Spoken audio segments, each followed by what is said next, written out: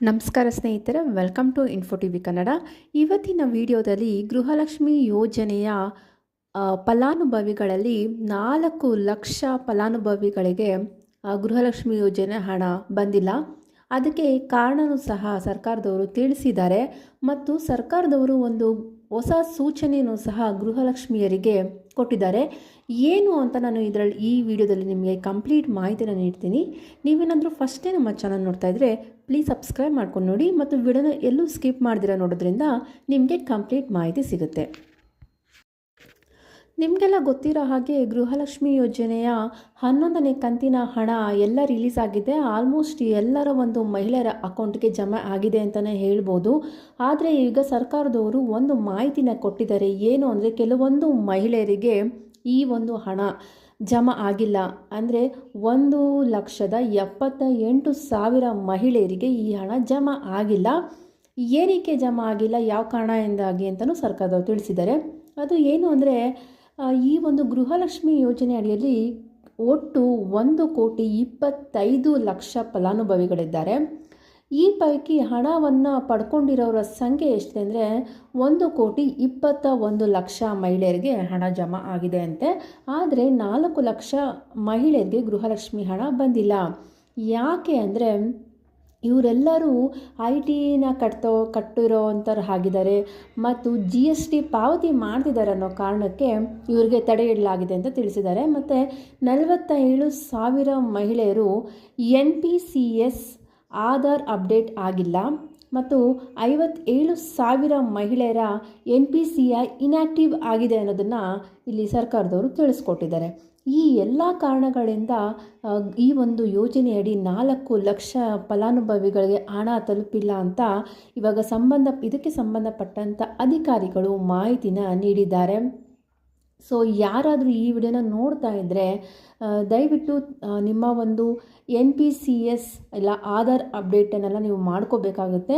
NPCI inactive ಆಗಿದ್ದರೆ ಅದನ್ನು ಸಹ ನೀವು ಆ್ಯಕ್ಟಿವ್ ಮಾಡ್ಕೊಳ್ಬೇಕಾಗುತ್ತೆ. ಇಲ್ಲಾಂದರೆ ಖಂಡಿತವಾಗೂ ನಿಮಗೆ ಹಣ ಬರೋದಿಲ್ಲ.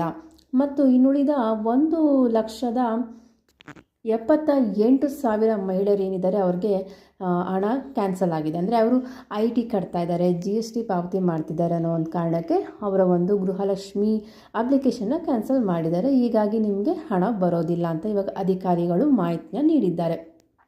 ಮತ್ತು ಇನ್ನೊಂದು ಏನು ಅಂದರೆ ಸರ್ಕಾರದವರು ಇನ್ನೂ ಒಂದು ಮಾರ್ಗಸೂಚಿನ ಗೃಹಲಕ್ಷ್ಮಿ ಮಹಿಳೆಯರಿಗೆ ಕೊಟ್ಟಿದ್ದಾರೆ.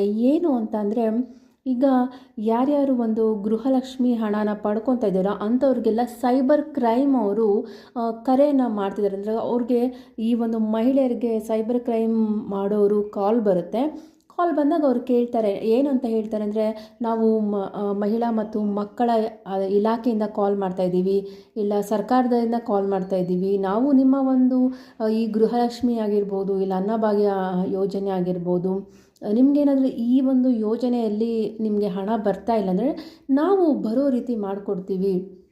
ಈ ರೀತಿಯೆಲ್ಲ ಒಂದು ಸುಳ್ಳನ್ನು ಹೇಳಿ ಆ ಮಹಿಳೆಯರ ಹತ್ರ ಅಕೌಂಟ್ ನಂಬರ್ ಆಗಿರ್ಬೋದು, ಫೋನ್ ನಂಬರ್ ಆಗಿರ್ಬೋದು, ಈ ಡೀಟೇಲ್ಸ್ನೆಲ್ಲ ಅವರು ಕಲೆಕ್ಟ್ ಮಾಡಿಕೊಂಡು ಏನು ಮಾಡ್ತಾರೆ ಅಂದರೆ ಅವರ ಒಂದು ಸಿಸ್ಟಮಲ್ಲಿ ಲಾಗಿನ್ ಮಾಡಿಕೊಂಡು ಅಕೌಂಟ್ ನಂಬರ್ ಹಾಕಿ ಮೊಬೈಲ್ ನಂಬರನ್ನೆಲ್ಲ ಹಾಕಿ ಹಾಕ್ಕೊತಾರೆ. ಸೊ ಅದಾದಮೇಲೆ ನಿಮಗೆ ಒಂದು OTP ಬರುತ್ತೆ. ನೀವೇನಾದರೂ ಆ OTPನ ಕೊಟ್ಬಿಟ್ರಿ ಅಂದರೆ ನಿಮ್ಮ ಅಕೌಂಟಲ್ಲಿ ಇರುವಂಥ ಎಲ್ಲ ದುಡ್ಡು ಸಹ ಅವರ ಒಂದು ಅಕೌಂಟ್ಗೆ ಟ್ರಾನ್ಸ್ಫರ್ ಆಗುತ್ತೆ.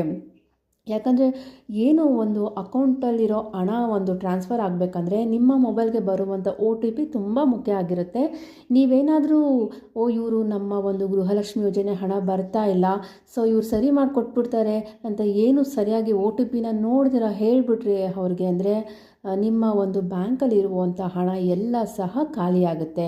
ಸೊ ಇದಕ್ಕಾಗಿ ಇವಾಗ ಒಂದು ಸರ್ಕಾರದವರು ಒಂದು ಹೊಸ ಮಾರ್ಗಸೂಚಿನ ಕೊಟ್ಟಿದ್ದಾರೆ. ಈ ರೀತಿಯ ಒಂದು ಕಾಲು ಕರೆ ಯಾವುದೇ ಏನೇ ಒಂದು ಗೃಹಲಕ್ಷ್ಮಿ ಅಂತ ಹೇಳ್ಕೊಂಡು ಇಲ್ಲ ಅನ್ನಭಾಗ್ಯ ಅಂತ ಹೇಳ್ಕೊಂಡು ಇಲ್ಲ ಮಹಿಳಾ ಮತ್ತು ಮಕ್ಕಳ ಇಲಾಖೆಯಿಂದನೇ ಕಾಲ್ ಮಾಡ್ತಿದ್ದೀವಿ ಅಂತ ಯಾರೇ ಕಾಲ್ ಮಾಡಿದ್ರು ಸಹ ನಿಮ್ಮ ಒಂದು ಪರ್ಸ್ನಲ್ ಡೀಟೇಲ್ಸ್ನ ಕೊಡಬೇಡಿ. ಅಂದರೆ ಯಾವುದೇ ಒಂದು ಬ್ಯಾಂಕ್ ಅಕೌಂಟ್ ನಂಬರ್ ಆಗಿರ್ಬೋದು, ನಿಮ್ಮ ಮೊಬೈಲ್ ನಂಬರೇ ಆಗಿರ್ಬೋದು, OTPನೇ ಆಗಿರ್ಬೋದು, ಯಾವುದೇ ಕಾರಣಕ್ಕೂ ಕೊಡಬೇಡಿ. ನಾವು ಸರ್ಕಾರದಿಂದ ಯಾವ ಒಂದು ಕರೆಯನ್ನು ಮಾಡ್ತಾ ಇಲ್ಲ, ಯಾರಿಗೂ ಮಾಡ್ತಾ ಇಲ್ಲ ಅನ್ನೋದನ್ನ ಈ ಮಾರ್ಗಸೂಚಿಯಾಗಿ ತಿಳಿಸಿದ್ದಾರೆ.